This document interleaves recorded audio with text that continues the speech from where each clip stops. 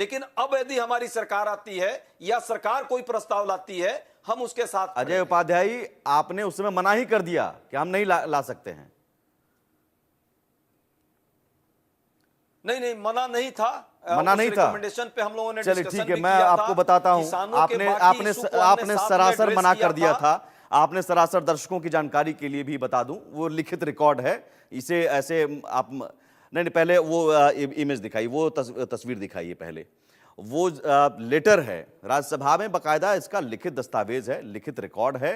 और ये वो सवाल प्रकाश जावड़ेकर साहब ने पूछा था, ये 16 अप्रैल 2010 का।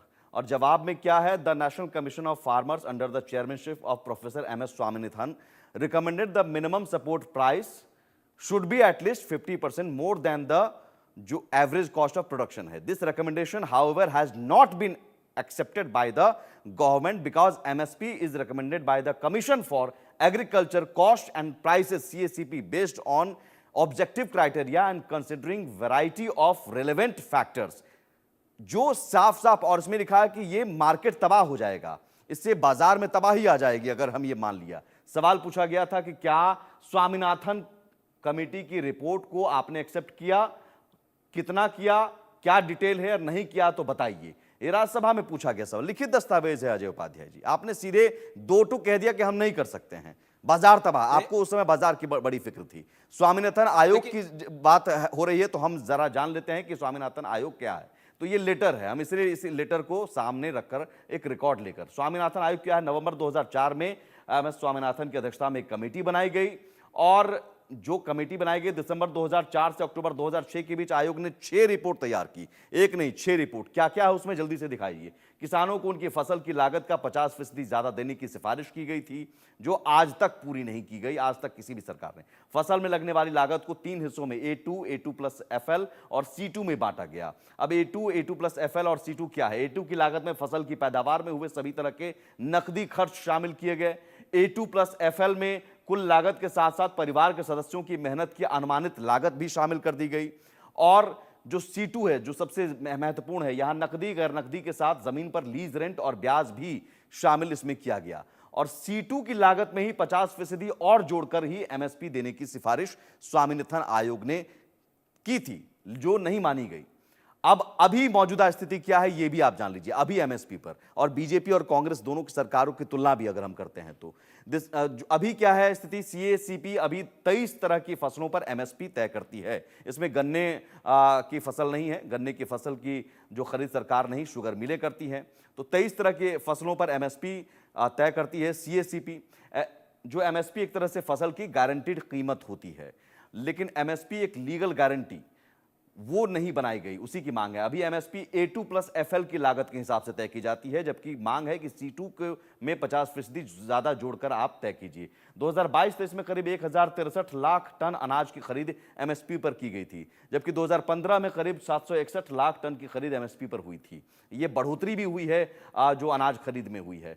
2014-15 में MSP पर फसल खरीदने पर 1.06 लाख करोड़ रुपए खर्च किए गए, और 2022-23 में MSP पर फसल खरीदने पर 2.28 लाख करोड़ रुपए खर्च हुए।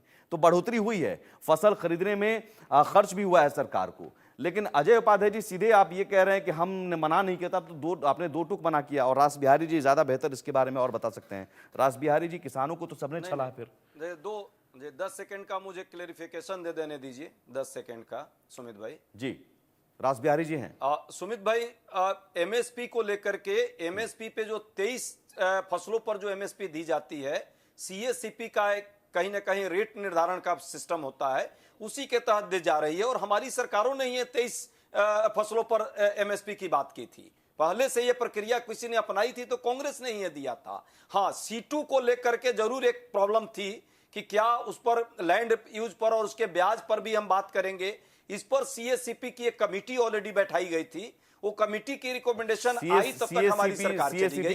2013 में हमने जो भूमि अधिग्रहण कानून बनाया था, उस कानून के माध्यम से हमने अजय उपाध्याय जी सीएससीपी गवर्नमेंट के अंदर आती है। हाँ, तो फिर और उसके एक आप रिकमेंडेशन आप तो एक तरह से पल्ला झाड़ लिया ना कि भाई सीएससीपी तय करेगी। सीटू की जो बात है 10 सेकंड दीजिए जी। नहीं 10 सेकंड दीजिए। आपने मना तो किया था ना, आपने भी मना कर दिया था ना। क्लेरिफिकेशन जरूरी है। नहीं मैं आपसे पूछ रहा हूं अजय उपाध्याय जी, आपने उस समय जो कृषि राज्य मंत्री का जवाब मैंने पढ़कर सुनाया है, आपने जो अभी एज इट इज जवाब पढ़कर सुनाया है, उसमें साफ है कि नहीं लागू किया जा सकता। आपने सुनाया उसमें, उस पे नहीं लागू क्या किया जा सकता है। C2 की जो बात है उसमें C2 स्पेशली जो लैंड, तो फिर किसानों की तो मांगे वही है ना अजय उपाध्याय जी। ब्याज देने की बात थी। बाकी एमएसपी मैं कह रहा हूं कि सियासत सबने की, लेकिन किसानों की मांग नहीं मानी गई। एमएसपी लीगल गारंटी की मांग है। नो साहब C2 पर 50% और ज्यादा जोड़कर एमएसपी की सिफारिश स्वामीनाथन आयोग ने की, और उस सिफारिश को मानने की बात सिफारिश को मानने की मांग किसान करते रहे। अजय उपाध्याय जी इतनी आसानी से मत निकल जाइए। आपने उस समय 2 टूक में मना कर दिया था। क्लियर कर देने दीजिए। क्लियर हो गया साहब। मैं कोई बिना तथ्य के बात नहीं करता हूं। उस समय का लिखित जवाब इंटरप्टेड, मैं उसके बाद निवांश शर्मा जी 10 सेकंड के बाद कुछ नहीं कहूंगा। 10 सेकंड जी बोलिए सर। मुझे 10 सेकंड दीजिए, जरूर 10 सेकंड दीजिए क्लेरिफिकेशन के लिए। लीगल गारंटी की बात जो है, लीगल गारंटी की बात ही अभी इस आंदोलन के माध्यम से हुई है। उससे पहले एमएसपी पर लीगल गारंटी की कोई बात ही किसान कभी नहीं मांगा। आप क्या बात कर रहे हैं?